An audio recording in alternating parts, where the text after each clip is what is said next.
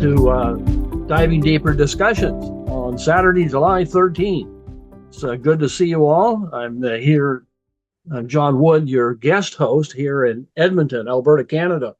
Randy Isaac is away again this week, and so I'm filling in for this discussion today on our program around the annual meeting that's coming up in just a few weeks. Garte and Mike Beidler are with me. Janelle Curry is with us today to fill in and give you lots of details and answer your questions. And so we'll get going on that. I should say that this meeting is being recorded, so that you know that. And the Diving Deeper discussions are recorded. They're put into our archives. You can go into the Diving Deeper on the webpage, and you can find those discussions there, as well as the forum discussion from each of the previous meetings. And you can do Q&A with the authors and follow up. But of course, in this case, you can just wait 2 weeks and meet Cy and Mike in person in Washington, D.C. And we're certainly looking forward to that. So Mike, Cy, welcome today. Glad to have you with us. Thanks, John. And let's get right to it. I think most of us know these gentlemen fairly well. They have been around and evident in meetings and discussions online. However, you may not know in their background how it is they got into the ASA. What should we do here, Cy? Age before beauty, is that, or the other way around? Why do we start, Cy? Tell us how you got into the ASA. Yeah, interestingly enough, the first time I heard about the ASA was when I saw an advertisement for an annual meeting at Catholic University. What was it, 12 years ago, in 2010, 14 years ago, sorry, right. In 2010. I had just very recently become a Christian. I had not yet been baptized or joined the church. Mm-hmm. And I had seen Francis Collins' book and read it, The Language of God, and I was amazed that there was a whole organization devoted to science and faith. I thought that was just wonderful, and it was meeting right in Washington, which is near where I live. So I went there, and I met a whole bunch of people who I still consider friends. And at that point, I joined, and I've been a member ever since then. Right. Mike, how about yourself? About in the mid-2000s, I was struggling to reconcile my young Earth creationist views with my new understanding of how to read Genesis. So thank you, John Walton, for his mind-blowing commentary on Genesis. And also my master's degree program, which was an interdisciplinary degree that helped me seek diplomatic solutions by understanding a certain problem set from others' points of view. And so in my effort to understand Genesis from an ancient Hebrew perspective, I realized that the new reading of Genesis allowed me to reignite my love for science. So I began to deeply investigate the scientific evidence for old Earth creationism and evolutionary creationism. And in the process of integrating that new approach to reading the Bible, my faith, and the evidence, I discovered the ASA. So thank you, Internet, or Al Gore, one of the two. And after that phone call with Randy Isaac in 2009, he convinced me to join. And in 2011, during my last active duty tour in the Navy, I moved to Washington, D.C. I found the local chapter. Thank you, Paul Arvison, for welcoming me into the chapter. And the rest is history. So it's been about 15 years. And 15 for you. It's fascinating. I'm sure if we went around the audience here, just looking at the screen and thinking through who's here, there are many, many stories, and some of them would parallel the two that you've just told us, kind of elements there. As I think this is a time this morning to reflect on our annual meeting as we prepare for it. Annual meeting has been central to the expression of the ASA mission. And it has been a primary way that people have been introduced to what we do and how we think. And our mission, of course, is to bring together these what are often thought of as two great solitudes, the theology on one side and the sciences, natural and social, on the other, and somehow try and bring those into conversation. And we've been doing that for, 80 plus years, 83 years now. That's a long time as an organization to be doing this. And it's enriched so many of our lives. I know just looking across the screen, I just see story after story that I've heard, because I know so many of you. And I know it's been rich for me as well. This is my 50th anniversary with the ASA. And that's just kind of hard to imagine how that all happened. So one of the important expressions of the ASA is our work with emerging scholars and our work that's done there. And I think you guys will touch on that as we go along in the conversation. But I'd like to open the conversation today with by beginning with our plenary speakers in our program. Let's get right to that program. And if you just want to introduce our speakers, there are 5 plenary speakers, and I think you just want to take them in order as they show up in the presentations. And Mike, Cy, which one of you wants to lead off? Well, maybe I'll mention the first 2 since I know them both. Okay. I know most of them. So the first speaker, which is Friday night, is Praveen Sethupathi. He is a geneticist who actually worked with Francis Collins at NIH for a while. He is currently on the faculty. I forgot where. I don't have the biographies in front of me, but he's a faculty member. He's incredibly productive. He has been very active in BioLogos, and has given many talks around. I went to the first talk I ever heard him give. I was just floored. He's an amazing speaker, and he presents information about genetics in a way that is easy for anyone to access and understand, and but also scientifically completely accurate. The second speaker, which will be... Cy? Yeah. Excuse me, just a second. Before you move on, I just want you to unpack this a little bit. I think I failed to mention that the title for the conference this year is an intriguing title: One Body, Many Gifts, the Diversity of Divine and Human Endeavor. I'll get you guys, after we talk about the speakers, I'll come back to that title. But I want to tell you, Praveen's title is Why Does Diversity Matter? Could you tell us a little bit about his talk before you go to the second speaker? I don't know much about it. Mike, do you have anything to say? Because I haven't read the abstract recently. It's a great way to kick off the meeting, and he's going to talk about how pervasive that word is in our culture and how it can evoke very strong feelings of varied persuasions. It can be a political hot topic, and in some circles it's taken as a rule of thumb or an axiom that we always have to seek diversity. So he's really going to focus on why diversity matters.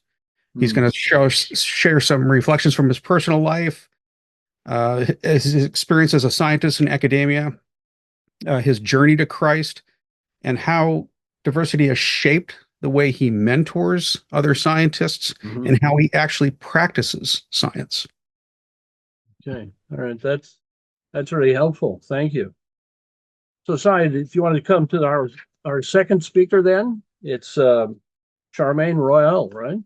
Yeah, Charmaine Royal is a professor at Duke University. I met her 20 years ago at a conference in Washington that was a group of researchers who had just been funded by the brand new NIH program called the Ethical, Legal, and Social Implications of the Human Genome Project.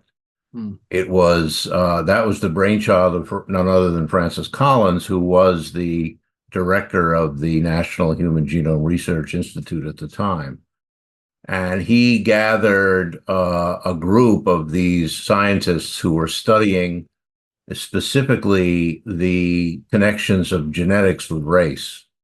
I got a small grant in that, so I went as well. But most of the other people there were very well known people in the field of genetics, especially related to populations. Charmaine was already a star at that time. She gave an amazing talk about, how race is really not a genetic construct. It same kind of research I was doing and did a little bit more later. But her talk was brought in many aspects of the social science, and at this point in time, she's going to be talking, I believe, again about a little bit about the genetics, but also about social aspects of racial diversity in the academy, as well as in science. So I think that'll be a very stimulating talk, very much on the topic of the meeting. All right. That's good. Thank you. It seems like I have heard of her, thinking back to Collins' program on that NIH site couple of years ago, and it seems like I somehow her name and face look familiar. And now you're saying it. I think I know. So we're looking forward to that. So we come to the third plenary on Saturday evening. Francis Collins, and you want to tell us what's Francis going to talk to us about? Go ahead, Mike. First, I want to point out that this is going to be an open lecture to the public, and it will be free. So I want to foot stomp folks in the local DC area to come to that meeting at Catholic U. Should be a good time, because his lecture, and by the way, inviting Francis to this meeting was a no-brainer. That was at the top of my list. And he's going to talk about truth, science, faith, and trust. So the title is Come, Let Us Reason Together on Truth, Science, Faith, and Trust. And he's going to review the 4 core sources of judgment and clear thinking that have anchored societies all throughout history. That's truth, science, faith, and trust. And he's going to draw on his background in ethics and philosophy and theology and his own scientific experience from the Human Genome Project and the NIH. And he's going to make a robust case for the reliability of those 4 pillars, and that they should work together and not separately, and they need not be in conflict. Mm-hmm. He also wants to shine a light on the deterioration of traditional support for those 4 foundational pillars. And this lecture will also preview a new book that he's publishing. It's coming out in September, called The Road to Wisdom on Truth, Science, Faith, and Trust. So you're going to get a real good taste of this new book on his plenary presentation on Saturday night. Yeah, this is a real timely talk. I'm really interested. All 3 of these speakers that you mentioned so far, but in particular Francis, to have his book coming out, to have him here and be able to do some Q&A both at the meeting and after his talk with him is just a unique opportunity for us. I mean, I think of all the scrums that they have in the government news conferences, all the years he was at NIH and the rest of it. You just had these little snippets and a handful of questions shouted out. And here's an opportunity to actually have some quality time with him. That's really unique and rich. Glad that that's happening. I'm also reminded. Go ahead, Mike. I don't want to forget about this, but one of our winter symposium featured speakers was Walter Kim, the president of the National Association of Evangelicals. He's going to be in town that weekend, and we invited him, and he readily accepted to provide a pastoral response to Francis's talk. Okay. So this will be a great opportunity to hear it from a pastoral perspective. Well, I think this is really important. I know over the years throughout the pandemic, we featured Francis, the Winter Symposium. We did in some other things in his work through the NIH. And that wasn't without its own set of controversies, right? And reflections. I see his name mentioned again and again in when people are talking about the pandemic and what happened. I saw him referred to positively just recently in a blog post, in a Christian blog post, uh, talking about his transparency and willing to admit that he was wrong on certain things. And opening this conversation in that way is especially his feature on trust, is really vital and important, and very timely too. He has a book coming out, and his coworker Anthony Fauci has just released his biography. Autobiography just came out dealing with the pandemic. So there's a lot of attention in this area. If you're in Washington, D.C., or if you have friends that are traveling that way, give them a shout out to come and hear this lecture. It should be a rich moment. And through the years, people have asked us always, how do I engage my pastor? How do I engage people in my church?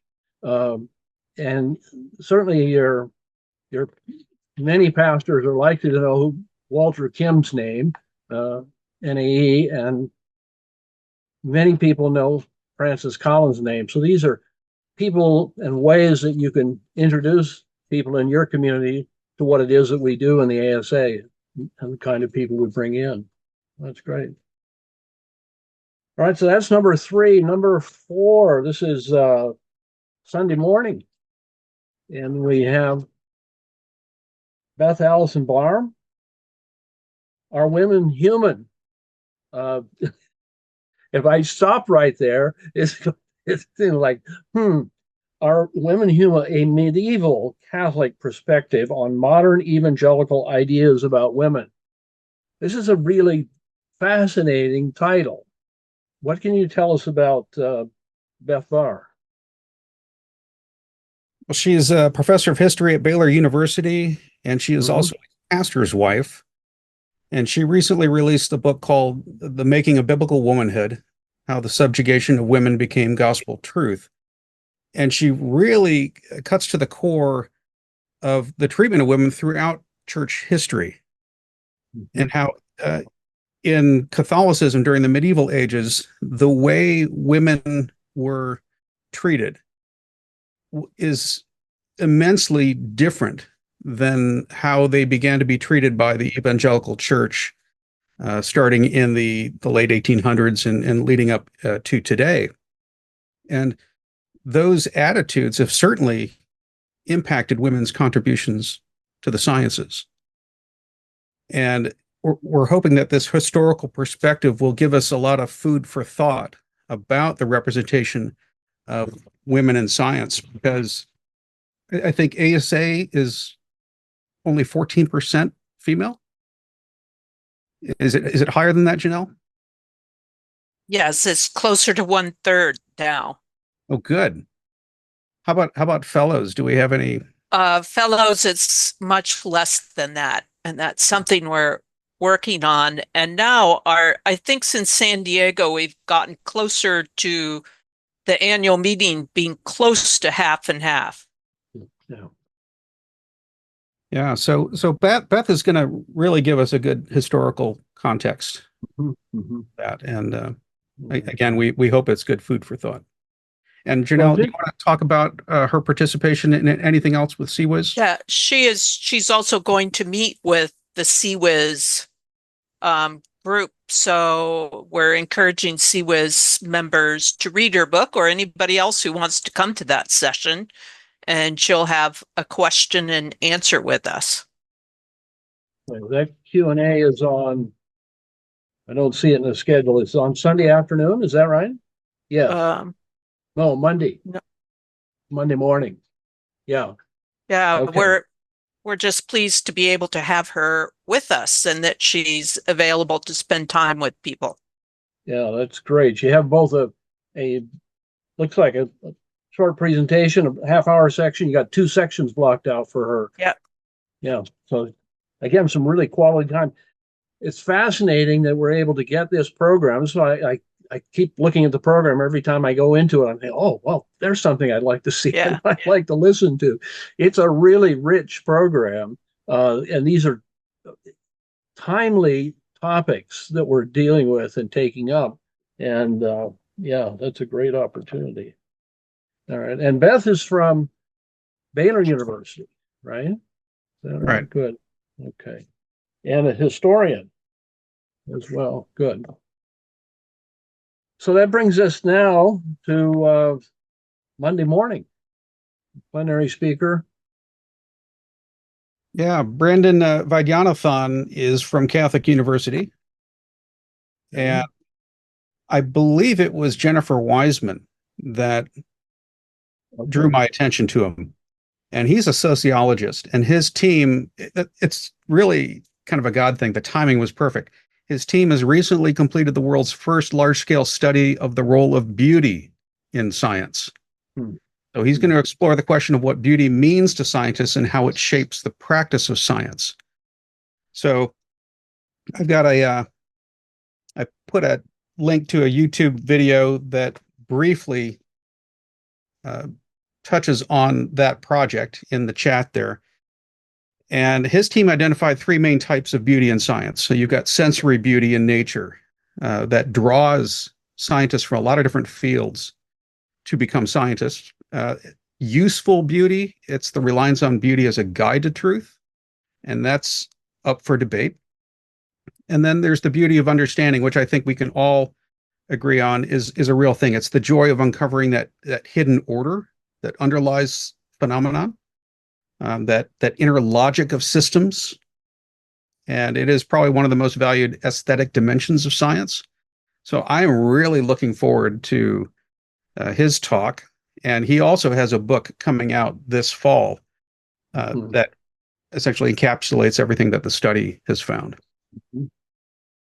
Yeah, I give a shout out for that video link that you put in. It's really fascinating.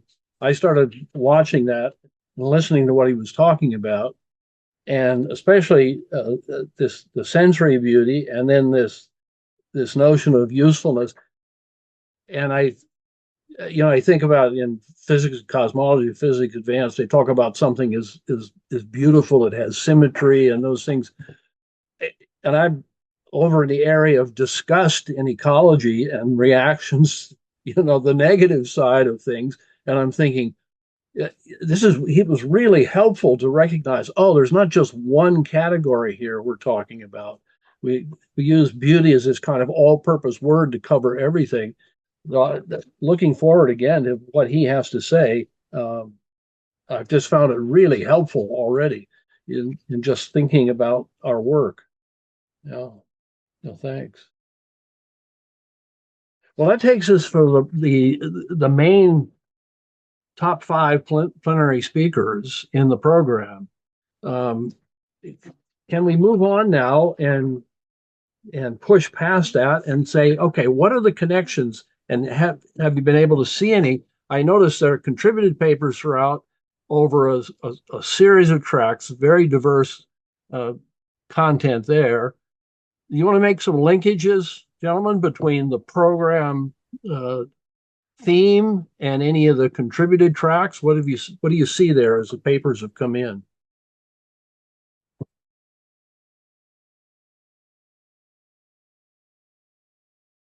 Don't both speak at once now. Well, if you look at the agenda, which is now posted on the website, and you look at the session titles, many of them have the word diversity in them. And that's generally, for example, just to choose one at random, 2B is social and psychological sciences, unity and diversity. And that's, so in other words, what we're talking about here when we say diversity is we're talking about diverse ways of looking at science and also looking at faith. And of course, one of the great things about ASA is that this organization has always welcomed diversity, has never insisted that everyone follow exactly the same either theological or scientific approaches to reality. And so there's diversity in every aspect of the connection between science and faith. And there are members in the ASA who have diverse opinions and diverse views. There's Mark Strand, who's with us, I see now, is chairing or is moderating a session called Life Sciences, Divine Approaches to Human Well-Being. I'm sorry, Diverse Approaches to Human Well-Being. And that's the kind of thing that I think will be really interesting in the context of this entire theme of this meeting. Yeah, we've got Sharon Homer Drummond. She's a fellow at the AAAS, and she's going to moderate a session on diverse ecological crises and the possible solutions to those crises. We've got diverse approaches to communicating science to diverse audiences, and that takes up about 2 different sessions. I know our Vice Chair, Catherine Applegate, will be moderating one of those sessions. Is Bill Jordan on? I haven't seen Bill yet this morning. Becky, did you see him? I don't think so. Yeah, well, he's going to be moderating a session on protecting biodiversity. So, John, I think that may be one of the ones that you want to hang. I saw that one. And if you don't, folks, if you don't happen to know, I am an ecologist by training, so biodiversity is us, right? Oh. and you will see a pretty heavy thread of presentations on artificial intelligence woven throughout the meeting to include healthcare and human flourishing. In fact, I do want to give a shout out to my nephew, John Knox. He is actually one of the oral presenters for the session that Roger Wiens, who has been working with the Mars rover with NASA, he's going to be moderating that session. So this is a bright, young, upcoming guy in the AI sector, and I'm really looking forward to hearing from him. So that's a great little posters, go John. And I think we have a great number of younger people who are going to be there. I think we have more students than we've ever had who are, some of them will be going to the AI workshop at Museum of the Bible beforehand. So a strong representation there. Yeah, this is great follow on from the meeting last year. We had some AI emphasis there and a follow up with workshop here, and that workshop going forward and these papers. And that's actually the theme of the winter symposium coming up too. Okay. The workshop at the Museum of the Bible, that's on the Thursday and Friday. That's going to also touch on the implications of AI for Bible translation. And we do have a session, I think it's Monday morning, that will have at least 2 talks on AI and Bible translation. So, and let me just give you some context. There are about 8,000 living languages in the world today, and the Bible has been translated into, at least in a portion, if not the entire Bible, into about half of those languages. So there's another 4,000 languages that are either in progress or translation work hasn't started. And there's an organization called Illuminations, which has taken a lot of Bible translation societies under its wing. And they have a goal by the year 2033 to hit every living language in the world, translate the Bible at least in a portion of it into those target languages. So AI is going to be a huge influence on whether they're going to be able to reach that goal. Yeah, this is a fascinating topic and fascinating workshop. I think back of years we've supported, we have a colleague who works with Wycliffe and has been translating, and he does some of the upstream stuff, which is really it's just fascinating how technical. But what strikes me over the years, two things. One is how laborious translation is, how incredibly laborious and difficult that is to do that, to do it well. And you get a real sense of the gift of the translations that we do have in the English language, for instance. And it's just an amazing thing. But secondly, is that I can think back over the years at university when I suddenly began to learn something about languages and how they work, and this sense of uh, earnestness, urgency, the need to get translation work done and to get people into it, and to recognize that we only had this one tool, just brute force working on this by individuals, and now suddenly to have digital technology with algorithms that have enormous power. So we're all reading the biology, and we see how wonderful it was with the vaccine development. You see the power that the digital world brings to us. You see it in protein synthesis and all of these, wonderful benefits. But this is this absolutely unique one, and as I say, it goes front and center to gospel work. That is communicating the word and getting it out to people in their own mother language.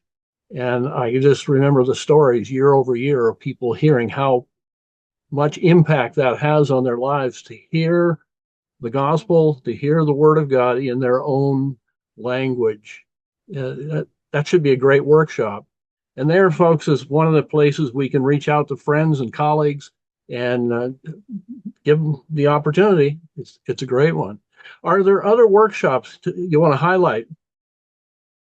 Yeah, or some of the field trips, other than the ones that are already full. It feels like almost everybody who's coming is signing up for a field trip.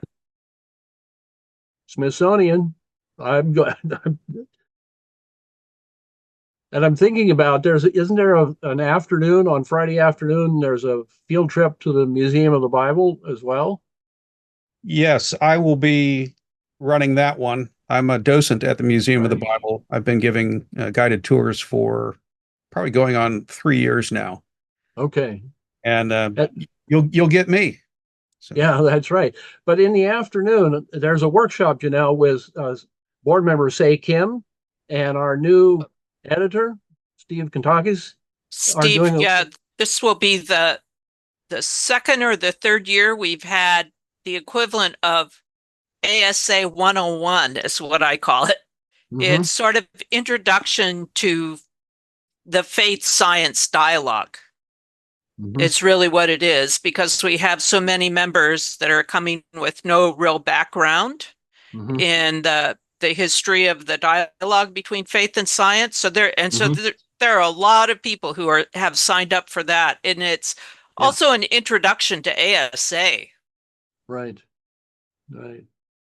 We should be pretty good at this. We've been at it for 83 years, so we've got a long history of doing it, and not all of us have been at it that long. So, all right. Anything else on Thursday, Friday that you want to give a shout out about? Yeah, Friday. The other workshop is being facilitated by Jennifer Secchi Shields. Okay. And she is a trained biologist, evolutionary biologist. And her talk is called The Negative 60%, How Perceptions of Faith, Science, Conflict Impact Faith Formation.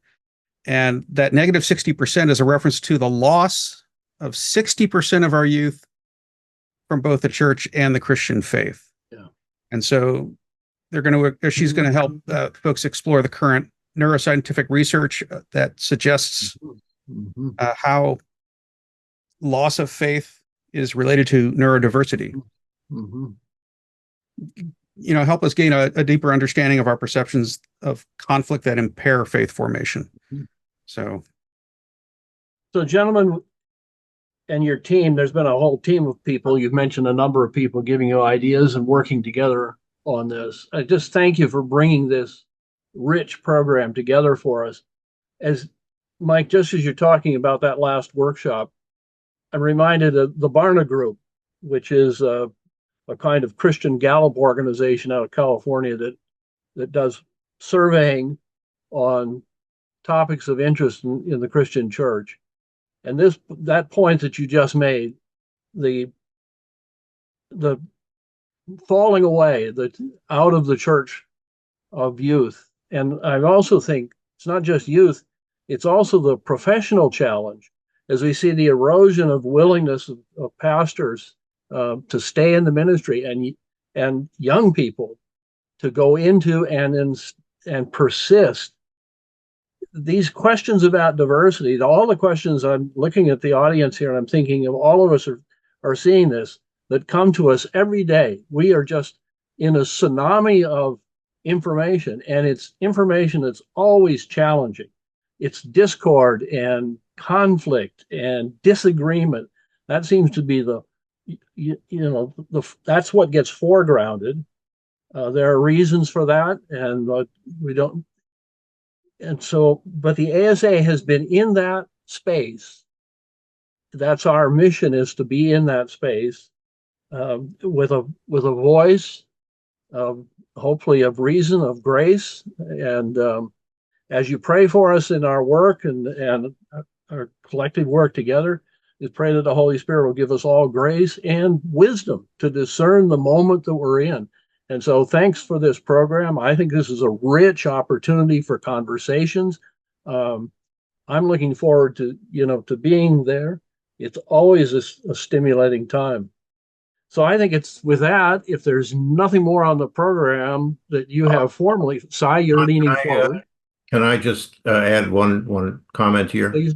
Yeah. Actually, Mike and I were working mostly on the program, but we actually have a committee that's been working on this, and one of the key members is here, Paul Arvison, has been instrumental in setting up, the nuts and bolts of how we actually do things, the field trips, many of the other things that are just way beyond my comprehension. So I think we should say thank you to Paul as well. And there were other members of the committee, including Jennifer Wiseman, Annika Albert, my wife, who's sitting right here next to me.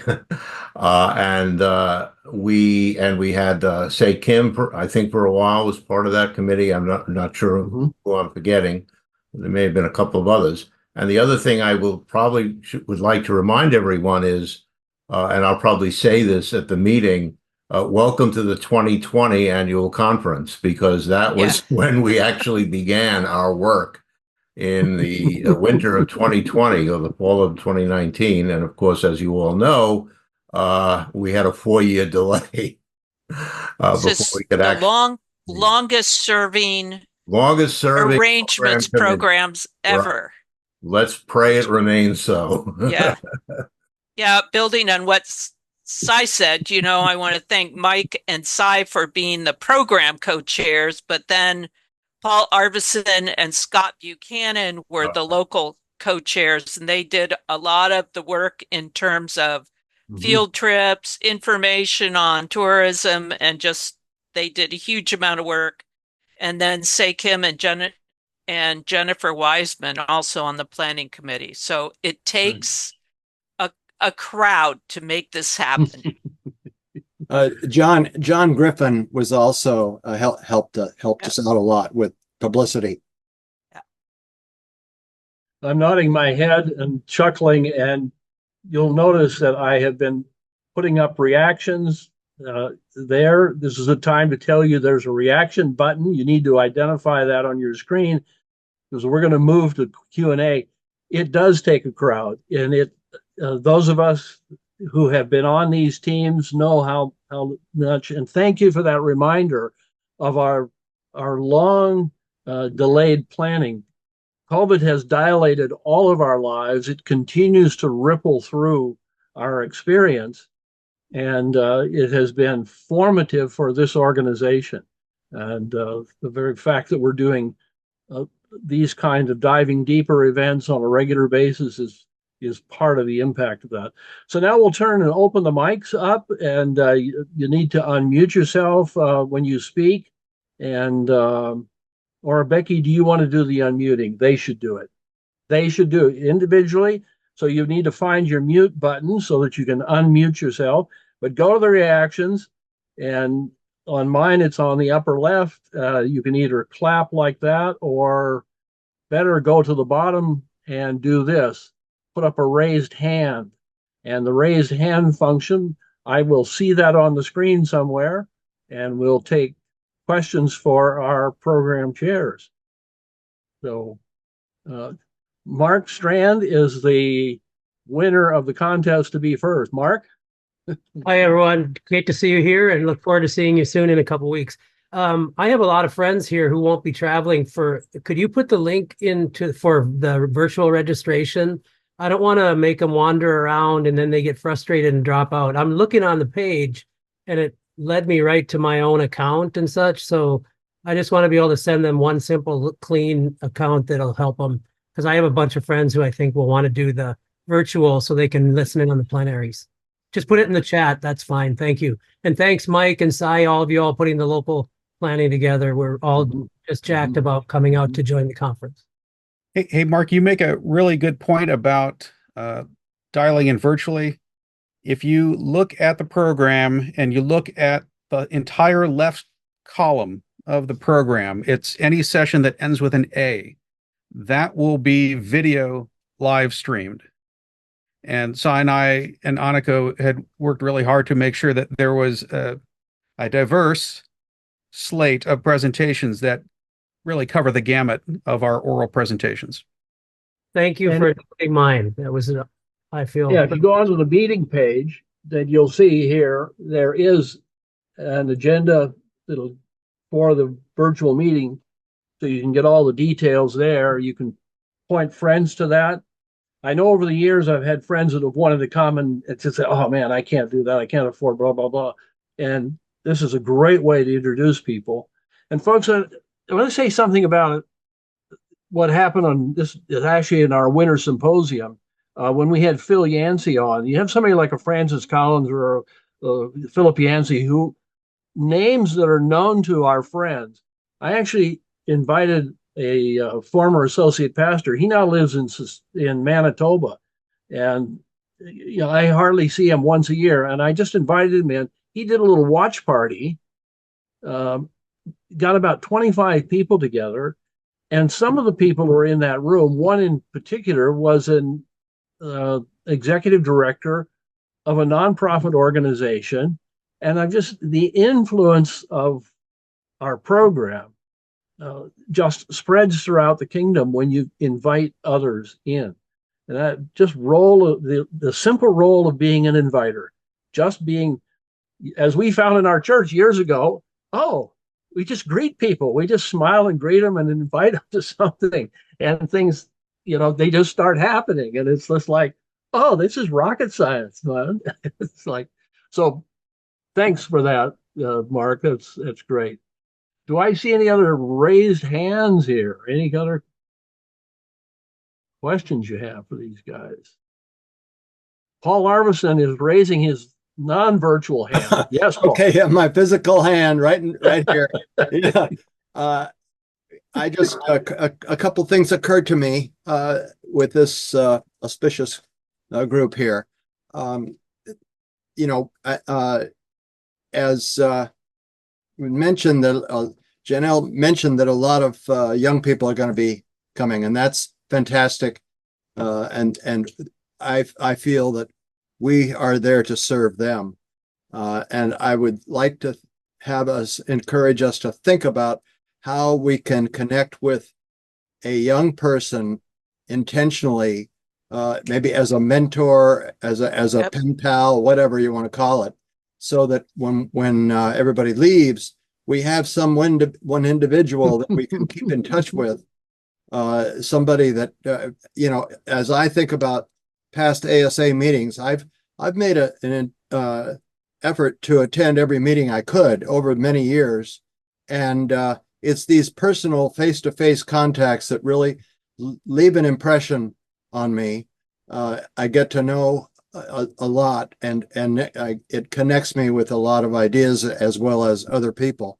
So I think we really need to not just let that go by in a meeting, but make it some kind of an intentional effort Yeah. to connect with somebody that may be in your field or some wherever they may live. In fact, for those who are going to be at the meeting, if you want to have a name of somebody to reach out to, please just send me an email at janelle@asa3.org, because we are going to intentionally try to at least have one person that reaches out to one student and has a meal with them or coffee or something like that in order to make sure that they feel welcome. Very good. It can be very intimidating for them to walk into the conference. It can be, and in the past, we've had the fellows have been engaged actively in reaching out to students. That's been another way. We have a number of different mechanisms that we use throughout that Emerging Scholars Network. Mark, you've raised your hand, I think, in response. Go ahead, unmute. I'm really glad to hear about that. I'd just like to offer, in another professional association I'm a part of, I've been responsible for creating a host program. And basically it was designed so that individuals would agree to serve as a host for any of those new persons. Because, when we just call. So anyway, I'm affirming what you're saying, Janelle. That's awesome. And so don't underestimate how important it is to ask those persons who are hosts, be very specific in what you're asking them to do, because people oftentimes make it feel like informal because they want it to be casual, but then they maybe miss the need to actually make it more formal for the person. Yeah. So great job. Thanks, Mark. If I may bring up another point, this is first time we have met at a Catholic organization for 14 years, and this is strategic opportunity for us to make, in terms of diversity, to broaden our reach. I think that we really would like to have more contacts with the Catholic community around the country. And as one of the local people, I have a few Catholic friends, but not many. And I know this university is not just another Catholic school. This is directly under the Vatican. This is the university, basically the embassy for the Vatican in the U.S. And this is contacts with Catholic organizations all over the world. So there are a lot of them represented around the university, but we have not been able to meet a lot of them. We don't know who they are. We don't have enough contact with Catholics. And I think that would be helpful if we could figure out, make friends, figure out how to break into some of those networks and organizations. And I've tried to write to some of them, the ones that I knew. We may have some contacts that come to the meeting, but I'm not sure. I wish we could figure that out. Yeah, I think I communicated with the parallel group within the Catholic community, Catholic scientists, and they have been invited, and it's gone out to their network. And in fact, the president of Catholic University is a member of that group. That's good. That's great.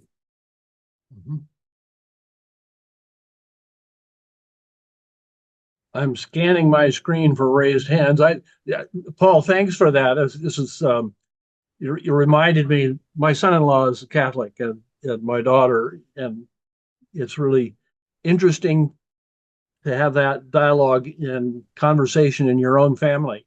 And I still remember first time when we met his folks, and we went to dinner. My wife and I sat down, and Jimmy and his wife Grassi were sitting in this restaurant. We all sat down and we were looking at each other. And you know that first 5 or 10 minutes, and you're kind of like, who are these people? Are they okay? And you just feel that, oh wow, yeah. Not only are they okay, they're believers too. And you go like, oh wow, and you just have that sense of comradeship that comes. But it is these are long-standing differences. So, Paul, thanks for that. Great opportunity here. And by the way, one thing that wasn't mentioned is there are going to be morning walks. I know because I was invited to lead one on Sunday morning. So we're going to walk around the campus at about, I think it's 6:30 in the morning and hopefully look at some trees and birds and some buildings. And there might even see some early morning joggers out. And if I remember right, one of the most interesting things that happened in the meeting last year was a woman from Guelph University that was on the campus and walked in and said, had a just a offhand conversation. What are you people doing here? And suddenly said, she said, I'm talking about that in my class. And suddenly realized that we were here. So the informal interactions are as important as the formal ones. Mike Beidler has got his hand raised. Yeah, I have a question for Janelle. Yes. There is on the schedule a president's panel on Yes. identity formation. I want to learn more about that. Yeah, so I just decided to work on this panel as something that comes from the discussions last year and follows through. So last year there was a lot of discussion around identity formation. So this panel sort of follows up on that. And so we have one person, a psychologist, who talks about what we know about identity formation. And we're talking more broadly speaking.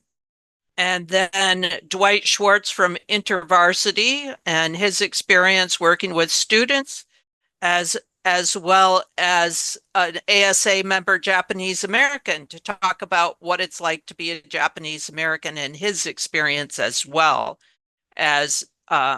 So it's it's supposed to open things up for discussion, larger discussion. So it's a panel followed by discussion. Great question, Mike. Thanks, Janelle.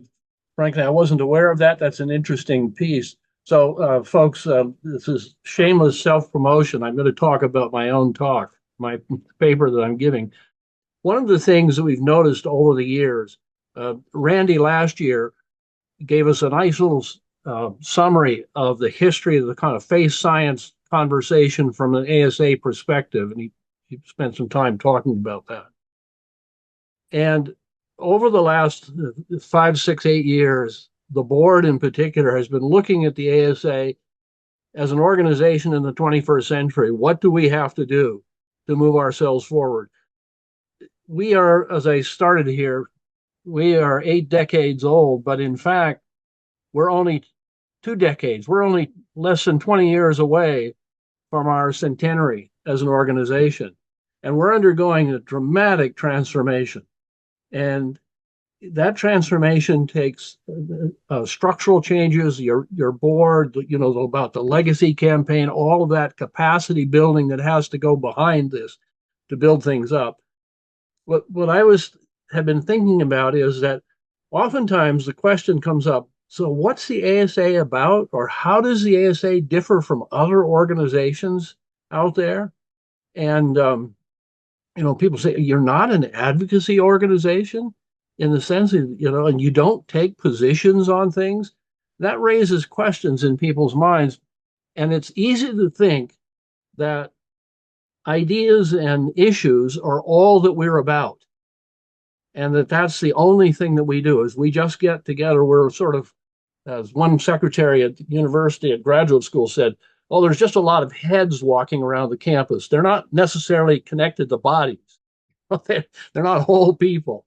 And no, we are more than just our ideas and our positions and how we think about things. We are whole people that come with histories and families and narratives and just remarkable. And it's that piece of the formation. So you think about our scholarship as one piece that we do well, but our formation as professionals in the naturals and social sciences, many of us in some of the related disciplines and areas in philosophy and history. We have theologians and pastors in the group. We have a lot of folks in a lot of areas who are interested at this touch point between our faith and the sciences and how that works. So that's really about the scholarship of the Christian mind, how we develop our minds and think about that, the people we are. There's a rich literature and practice in developing mind. And I think we need to bring that forward as well in our conversation, our formation of ourselves, how we be with our colleagues, our day-to-day life. And I mean, for many of us here, this is old stuff, right? This is taking Sunday morning and moving it to the rest of the week. That kind of conversation, the faith and work kind of conversation.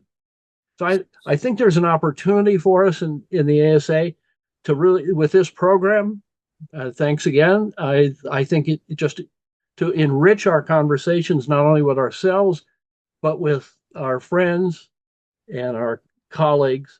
And I'm really looking forward, to what happens at this meeting. Paul? John, yes, if I may follow up on that.